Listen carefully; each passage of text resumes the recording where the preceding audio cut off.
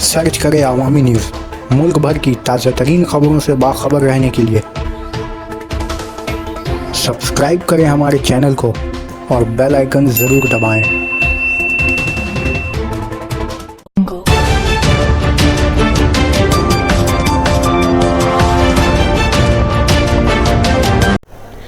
अवामी news के नाजरीन आदाब, मैं सकीना खातून आज की अहम तरीन खबरें लेकर हाजिर हुई हूँ। भाजपा के बम अंदाजी से टीएमसी का लीडर जान से गया। कूच बिहार 18 अक्टूबर भाजपा के नामो निहाद शरपसंदों के जरिए चलाई गई ग्रे बम और गोलियों की आवाज़ सुनकर एक तृणमूल पार्टी कारकुन दिल के दौरे से जा बहक हुआ। मरने वाला मुजीरुद्दीन मियाँ 2 नंबर ब्लॉक के पतला घावा ग्राम पंचायत के शूटिंग कैंप इलाके का रहने वाला था। जुमा को शुमाली बंगाल की तरक्याती वजीर रविंद्रनाथ घोष मरने वाले टीएमसी के लीडर के घर पहुंचे और इनके घर वालों से मुलाकात की। कहा पार्टी इन्हें हर मुमकिन मदद देने के लिए हर वक्त तैयार रहेगी।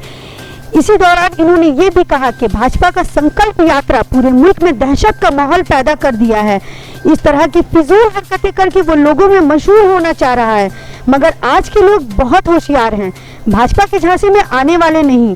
घोष बाबू ने यह भी हिदायत की कि कूच बिहार के लोग भाजपा नफरत फैलाने वाली पार्टी के खिलाफ मुत्तहद हो जाएं और इनके हर बार को नाकाम बनाने की कोशिश करें।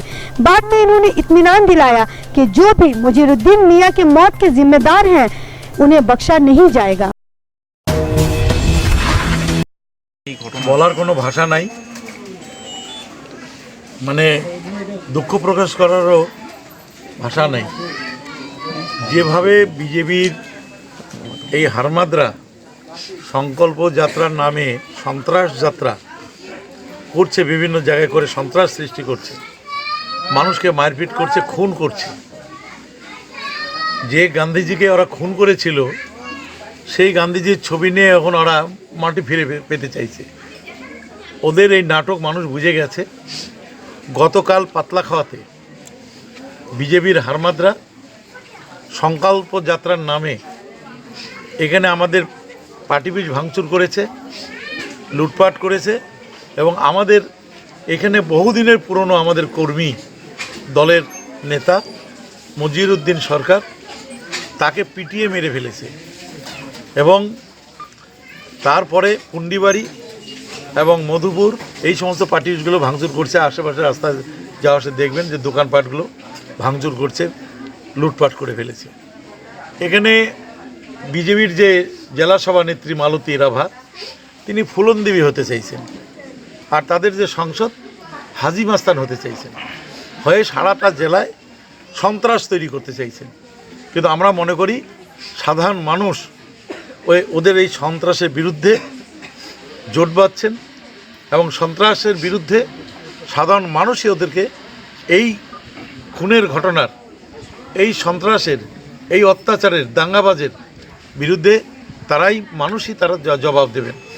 মানুষ সংগঠিত হচ্ছে, মানুষ ওদের চরিত্রটা ধরে ফেলেছে এবং খুব শীঘ্রই মানুষ ওদেরকে এর বিরুদ্ধে মানুষই এর জবাব দেবে। কি কর্মসূচি নেওয়া হয়েছে? দলীয়ভাবে আপনাদের কি কর্মসূচি? দলীয়ভাবে কর্মসূচি আমরা সমস্ত ব্লকে আমরা বিক্ষোভ দেখাবো। ওদের এই খুনিদের গ্রেপ্তারের দাবিতে আমরা আন্দোলন করব এবং চাপ সৃষ্টি করব যাতে সমস্ত খুনিদের তাদের গ্রেপ্তার করা হয়, দৃষ্টান্তমূলক শাস্তি যাতে তাদের দেওয়া হয়। গতকালকের ঘটনার সময় যেটা মানে অভিযোগ উঠছে এখানে স্থানীয়